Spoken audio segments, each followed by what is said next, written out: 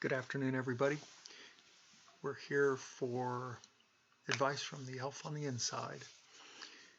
Day 3 of lockdown because of snow and ice. So we had ice storm, then 6 inches of snow on top of it, then another ice storm. And it is a mess. A lot of people with power out. We haven't had power at my work all week, hence the 3 days off. Hopefully tomorrow or the next day we'll get some power back.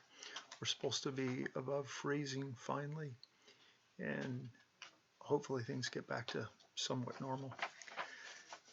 The weather interruptions have affected the elf, as you'll hear in these letters that I'll read today. A little bit of a negative tone.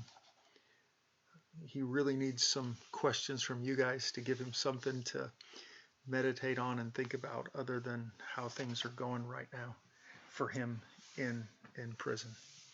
So please send comments, questions that we can pass on to the elf and give him something to do other than worry about some of the things that are going on. So letter 1 starts off this way. As usual, these lazy F's are sticking it to us again. So luckily we got 5 words in before we got to the F word. So that's pretty good. Put a little snow on the ground and the commissary is closed. And the administration is just as inept by allowing these lazy F's to dictate just how much they're never going to do. In the state prison, inmates always kept a lockdown bag of commissary set aside for when the inevitable lockdowns occurred. We had commissary to last 4 to 6 weeks. Here, an inmate needs to rent a locker space from the dope fiend inmates to store commissary because the administration doesn't require any accountability from its staff. We haven't had soda for just shy of 3 months and haven't been able to purchase more than a 12-pack in 14 months when the normal limit is supposed to be 6 or 8 6-packs. No tortilla chips, no pork skins in 3 months. They just barely got shampoo back. There's still only one flavor of the 4 ramen noodle flavors available because ordering isn't something the ghetto trash C word is capable of. My next team, I'm just going to request a transfer to anywhere but here due to the inept administration and commissary. Anywhere but here is going to be an effing improvement. There's no way in hell anyone could convince me that this place is indicative of how the entire system is operated. They wouldn't be able to prevent a wholesale exodus, which I don't understand how you can have an exodus from prison, but maybe you can. He says, these Fs should be very happy that no one here wants to leave on their own accord because the idiots manning the doors and gates would simply open them up and wish the F'ers a good day. Yeah, that effing stupid and lazy. And now the heat is off. Go figure.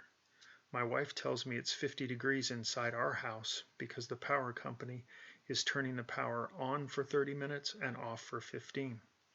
Rolling blackouts.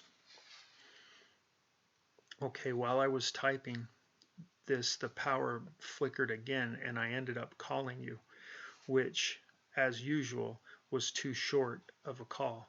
Since we didn't get to speak about the second episode, why don't you fill me in on that? I was thinking maybe we should provide a visual for how we watch TV in the Bureau of Prisons, as I described it before, which provides a whole new level of viewing. So in their TV room, they have 5 or 6 TVs, much like you have maybe in your gym, and none of the TVs have sound. And then they have devices where they can tune to listen to the sound for each individual channel that they want to listen to. And he thought he wanted me to describe that to you. I think it's important to let people know that while the talking heads are out there keep pushing this whole inclusion line, the federal prison system not only permits but encourages racial division within its system. Just as it is in society, just as it is in society, it's a means of maintaining strife and division, which unfortunately keeps the news flowing and the agenda lines flowing along the agenda lines. Wireless transmitters, because we use MP3 players and radios to listen to the TVs, as there weren't any speakers on them. So while watching a presidential speech on a sponsoring channel, one could watch the subtitles on the opposing channel and see just how the different channels are twisting what's being said to suit the agenda. And this happens regardless of who is speaking. Both sides are doing it. Actually, seeing this occur in real time has drastically changed how I see the news, and I am personally disgusted with just how poisoned the media has become, and the fact that people don't watch 2 or more channels simultaneously. They really aren't capable of seeing the insane level of manipulation of the media. Okay, the heat's been off long enough that I can't stay in this freezing room any longer. Love you guys. Elf. So that's letter number 1, and kind of gives you a description of what their TV room looks like. And I misread this a little bit, because one of the things that he said is that they have different rooms for different races, and that was how he got into the whole racial component, is that they divide the different races into different TV rooms, which is mind-boggling, but happens. So the second letter,